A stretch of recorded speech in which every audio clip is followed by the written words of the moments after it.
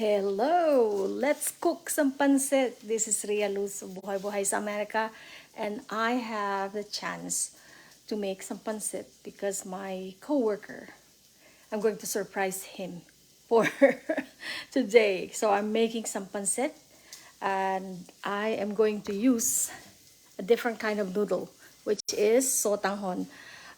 This is my ingredients. Of course, this is a vermicelli, a pancit bean thread that you can use. This one is a shiny one. It it can stay longer and they don't break as easily as the others. And this is called Pancit Canton. This is another noodle that you can use for making pancit. This is dried. And I will have carrot, celery, and of course garlic, lots of garlic, onion, you can see there, uh, almost a cup of onion, shrimp deveined and seasoned. And for seasoning, I'm going to use soy sauce. This is Dato Puti soy sauce. About, I would say this is about 3/4 cup. Some salt and peppercorn. This time I got thing ready in here. About a teaspoonful of black pepper, but depends on you. If you want to have more peppercorn or black pepper, add some more. So for now, that's what I have. And so I will show you the in here is the pork. This I'm going to make pancit pork flavor. What I did in here is I boiled the pork first, and my mom was so nice to cut it in small pieces, and now I am making it into at least cook it in the pan so that the pork will be a little toasty. So I turn on my heat again. So maraming salamat. Thank you so much for watching. I know I have a coworker who loves to learn how to make pancit. So this is my cooking demo for making pancit. So if you know somebody who wants to learn how to make pancit, this is the video. You can try to see. And everybody has their own way of cooking pancit. There is no wrong in making pancit. This is just a base. Basically, this is the base of pancit. And you can add whatever vegetable you want to add that you like. It will still be perfect. And I'll turn off a little bit my heat because I'm going to add some cooking oil to make my garlic cook, because this oil in this pork is not enough to cook a garlic. So as you can see, I'll add some oil in there. Now I'm going to add my garlic, minced garlic, probably about 6 or a whole clove of garlic is this one. My mom did the preparation for me, so it was such a breeze. If you have an assistant to make this thing, that would be really easy to cook. But cooking preparation in slicing all this is quite tedious. That's why we cook pancit most of the time when we have someone celebrating a birthday, because we consider pancit as a way to show long life. So that's why whenever there's someone having a birthday, pancit is always going to be in the menu. I believe pancit must have come from Chinese cuisine. As you know, Philippines has been colonized by so many countries, and even though China didn't colonize Philippines in history, but Chinese has been in the Philippines for so long that many of our food are actually have some similarities to Chinese cooking. They have assimilated to us already. Tony De La Cruz, thank you so much for watching. And hi, Lolita Cantrell, thank you for watching. So I'm trying to make this, I'm opening my, my stove to turn a little hotter because I turn it off. Or else my garlic will be burned. So as you can see, at least make the garlic turn into a little golden brown. So maraming salamat po sa inyo sa panonood. Josie Clarita Lee. Hi Ate Josie. Hello. And please give my warm hugs to Mama. So now you can see that the garlic is turning brown. Now I can add some onion. And we can have the onion, caramelize some onion in here. The technique is to caramelize the onion. Because if you don't, if you cook the onion half cooked, the onion will give so much flavor as well. So the best is cook them. And as you can see, I have the other part is the pork, which is still there. So I'm making the pork at least still cooking in there. So yeah, once you turn on the heat, it goes faster. So that's my way of cooking pancit.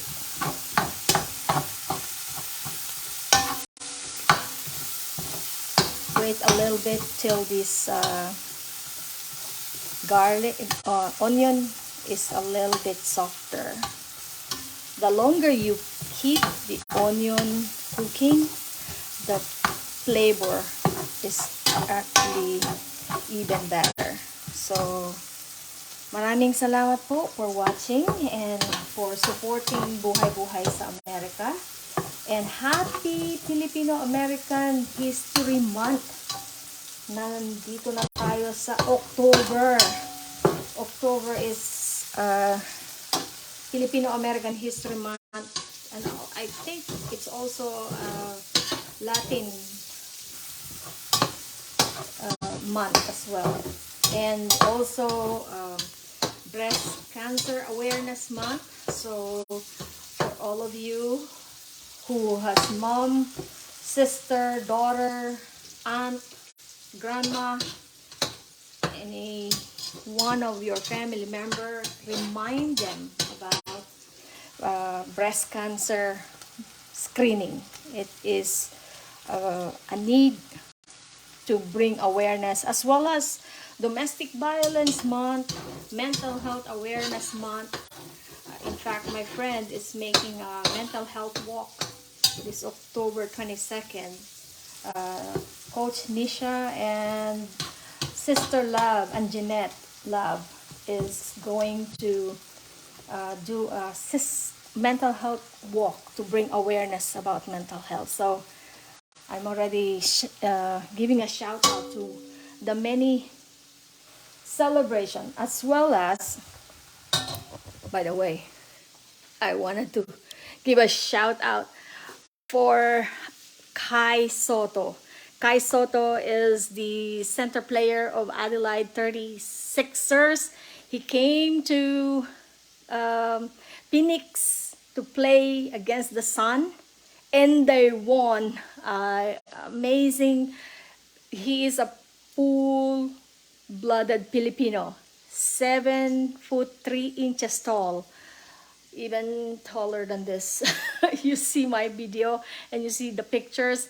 The fun part is my daughter knows Kai more than I do. I actually learned about Kai through my daughter, who sent a video or a message to Kai that in 2019 she says, when you get a little older, please come to Arizona and play with the Suns, because she's from Arizona. And lo and behold, Hannah didn't know that Kai is coming to Arizona, and they met. So that was really a cute encounter. And plus, I didn't know about that letter that she wrote. So it was so nice that we can make Kai, at least probably he felt home when he saw a lot of Filipinos welcoming him. By the way, did you see my nice Seymo? This is from my nephew. Thank you so much, Ruel Echevarria, for giving me this nice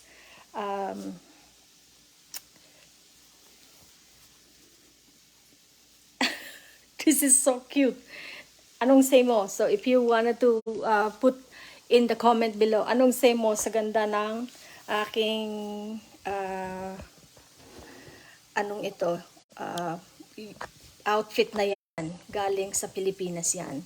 So yan, balik tayo sa ating pagluluto. Kasi alam kong pansit ang gusto nyong malaman. Kaya let's cook pansit. And now I'm going to add shrimp. The shrimp, my mom even grind the shell of this shrimp. So this is, so it's deboned and seasoned shrimp.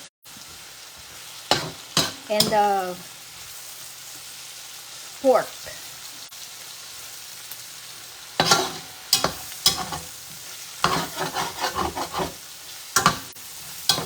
Ayan, medyo magkakakulay na. If you notice, I still have some of the sauce of the shrimp. I want to wait until the shrimp is cooked. Then I will add that juice. Ayan. May kulay-kulay na siya ng konti.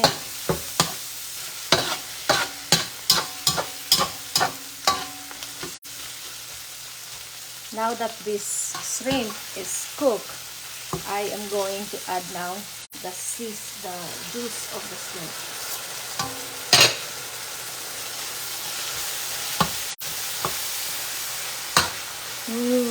Naamoy na ba? Now, I can add my soy sauce. So, it's time to add the soy sauce. Yan. Para talagang may kulay na siya, may lasa. And our black pepper. Yan. I'm going to add the salt later because I don't want to put too much salt unless malasahan mo na ito. Because I added salt onto the shrimp, I added salt onto the pork. So I want to wait until I could taste this later on. So if you can see, I have this cooking. Now you can add your celery. I think there must be about halos isang buong celery itong inilugay ko eh. It's almost a whole stalk of celery. Probably about 6 to 7 stalks. I like more celery because celery adds flavor as well. So there, and you can see, you can also add your carrot. Now there's color is coming through, and this is the time we can add the broth from the pork. I'm going to add, this is pork broth. Yeah. Yum. Do you hear that? That's the sound of deliciousness. So now it's going to, what you need to do here is to wait for this to boil. When you see this boiling, then you know that the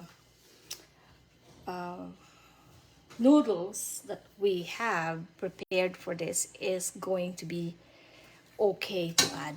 So since we wanted to know how this tastes, this is the base of our, this is the base of our pancit. So let's try to taste this. Wanna try? And we from here we'll find out if we need to add more salt or add soy sauce or add more paminta or black pepper. Let's try. All right. Wow, you can feel the taste. But because we're going to add more, a little bit more of soy sauce. Why? Because hindi pa siya masyadong maalat.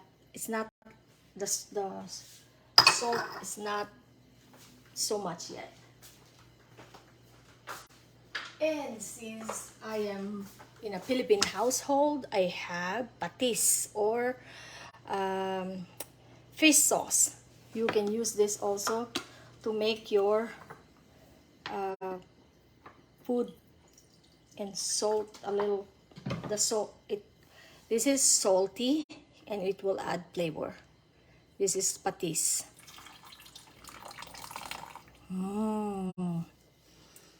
Para mas masarap, pinasarap na patis. At dahil meron din akong hinalabos na shrimp, I'm going to add some of this juice so that this is going to really be one beautiful pancit. So we can see the pancit is boiling now. Wow. Now you can taste. There is taste of pancit. And I want to add some more black pepper. Because some people could be eating spicy food. So let's give them some kick. And this is just the base of the pancit. Basically, this is all you need for your pancit. And you can add already that pancit noodle once it gets boiling. Boiling, boiling, boiling.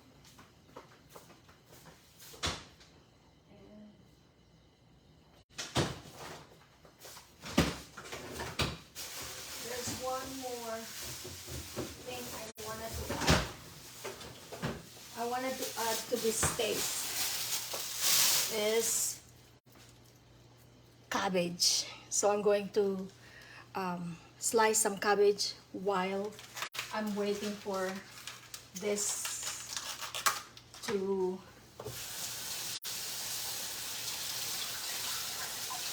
boil. And slicing cabbage will not take so long. So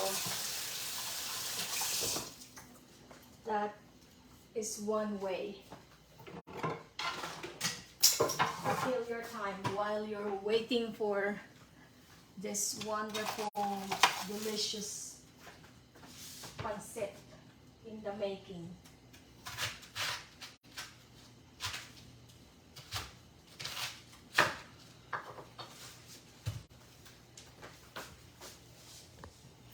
Hi, Celeste Perez. How are you? Tita Lynn Palma Chilson, thank you so much. Ayan, I will tempt you with that boiling. While I am cooking cutting my cabbage.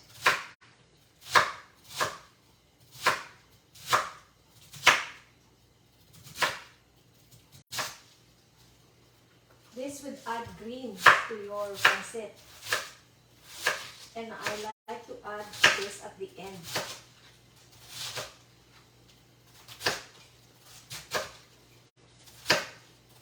Basically, I'm adding the whole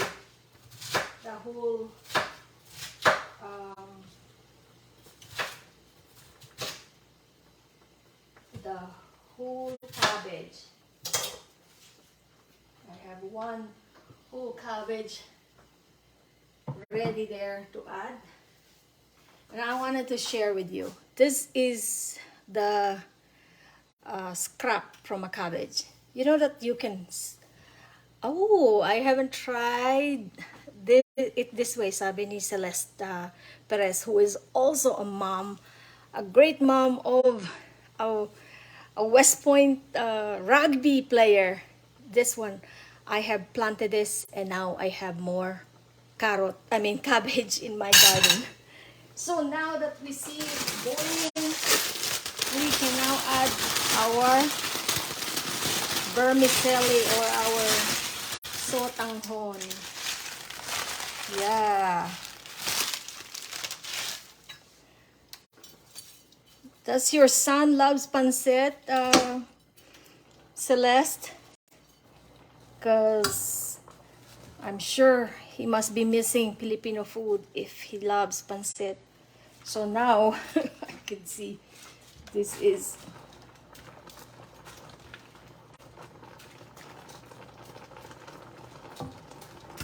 right now.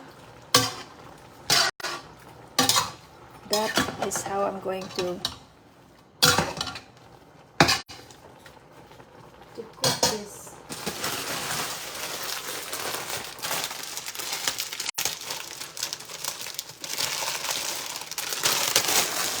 Alright. I'm going to make more, you know why? Because if you make small amount, others will not be able to eat. So if you see, I have added another bunch, another sotanghon into the... This is a different kind of pancit than the usual one. We usually make bihon, but this one is called sotanghon. And the best thing about this sotanghon is it doesn't break as unlike the other ones. They break easily. That it's only good looking when it's freshly made, but this one can be intact longer. The beans, the thread, but you need to add more water because this kind of pancit absorbs more water. So now I'm going to add a little bit more because to make sure that the noodle is going to be cooked, or else the noodle will be hard if the noodle is not well cooked. So I have not tried this way, sabi ni Celeste Perez. The whole family does. He certainly does. Oh, he must be missing your food. My daughter as well. She must be missing home cooked food. She called she called the other day, and she says, I better hang up because I'm missing you more. So that was so sweet of her. I'm going to add more soy sauce. Why? Because I added more noodle just to add more flavor. So you just keep stirring, and as you notice, I haven't add my cabbage into this because I want to add a cabbage at the end because I don't want to eat soggy cabbage. When it comes to vegetable, it's much better when they're not soggy. So basically, oh, anyone else have a green onion shortage in their area? We can't buy them. Oh my god, I have plenty of green onions. In fact, I don't buy any more green onions, Celeste, because I plant the bottom. I'm actually a vegetable scrap gardener. My garden is full of vegetable scrap that I planted. One of them is green onions. I have onion itself, the bulb, the bottom part of the onion. You just put them in the soil. It could turn into a new onion. Someday you don't even have to buy because it's right there. So this is one of the problem of the this kind of noodle. They stick together unlike the other noodle. So to give it a little punch, I'm going to add the Pancit Canton. I wish we are neighbors. I could give you some of my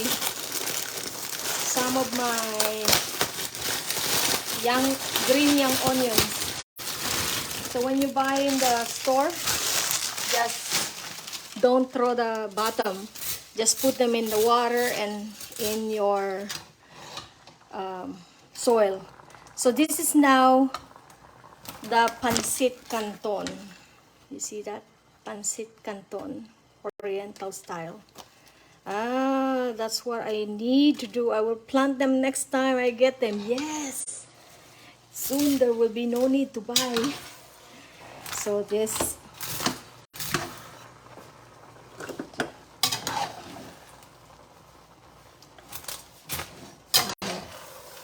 Wow! It's almost...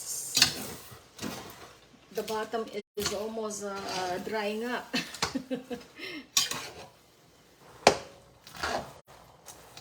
This is the time I can add my cabbage. See? Cabbage at the end.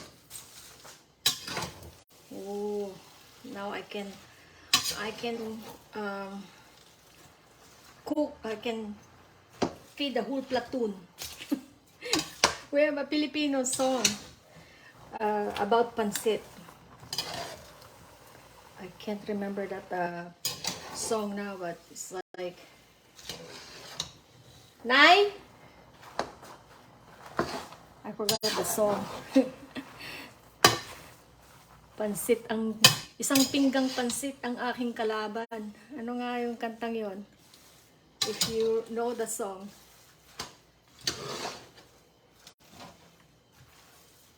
See, my pancit is basically cooked. I just need to add a little bit more.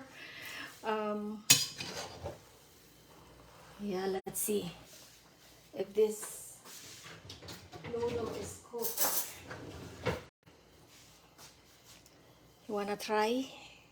Oh, this is too much. So let's try this.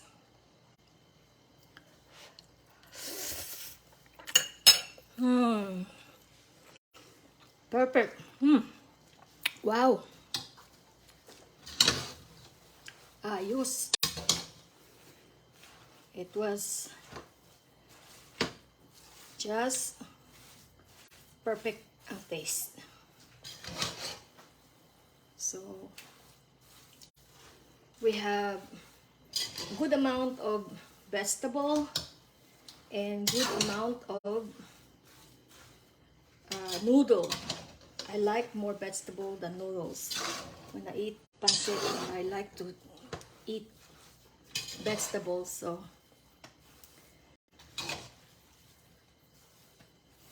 and this cabbage, even though they look like they're not yet cooked, but they will get cooked from the heat, so that is still okay. Wow. So if you have not tried to cook pancit, try this style. So do you put lemon on top? Yes, we put lemon. And if you have a calamansi tree, that's even better. Calamansi is another, like a lemoncito for Philippine homes. Most of the time, Filipinos have calamansi tree, and they actually produce all year round, even better than lemon, because lemon is seasonal, but the calamansi, once you have it, it can grow on you any and the whole year. So yan. I haven't cooked Sotanghon and Canton mix before, but I've eaten them. Makapagluto nga rin ako. Looks delicious. Perfect ang color, sabi ni Tita Lynn Palma Chilson. Very nice. Thank you. At maraming salamat po for joining me and seeing how my pancit is done. Oh, I wish I had a lemon tree. Oh, me too. My lemon tree has died after I cut the tree that is covering it. It was just in my backyard, and so now my pancit is done. And as you can see, I'm going to show you my backyard area where I can just get my what do you call this thing, onion right there. See, I can just pick the onion, young green onions, Celeste. This is what I do. I plant them and get them anytime I need some. See how convenient. This is my favorite part, is that when I can pick some green onions fresh and no need to buy. It's the best part. No need to buy, no need to worry about running out of onion. So, oops, I cannot see. I'm outside. Yeah. So this is my onion I pick. Wait a second. Oh, I'm having some perspiration. Your garden is amazing. Oh, thank you. Oh, Celeste, I want to share with you another thing. My mom talking to, oops, she keeps talking to this plant to have more. This is the giant sword bean. She talks to this plant just few days ago to have more fruit. And look, I have more fruits in there. Imagine that. I cannot see from here, but Look, another one coming. So they responded to my mom. They have more fruits now. So see how convenient to have the green onion right in your backyard. Thank you. I can almost smell them. Thank you so much. So this is now, I'm going to wash this and add it to my onion when, I mean, to my pancit when I dress them. So again, thank you so much for watching, and to all the Filipino American, happy Filipino American History Month. And I was so proud to tell, as I posted about my daughter, there there are now 13 Filipino American descent, and one of them is Celeste's son, who is a rugby player in West Point, and in fact, he brought winnings and winnings for the rugby team. So thank you, Celeste, for what you have done in raising an amazing son. I'm sure our kids must not have known each other yet, but they are now band of brothers and sister under one wing of West Point. Thank you, and so fun to see you. Thank you so much. And let's keep sharing our joy. For me, my joy is planting, especially from scrap of vegetable, and as well as cooking. So maraming salamat po for all of you for joining.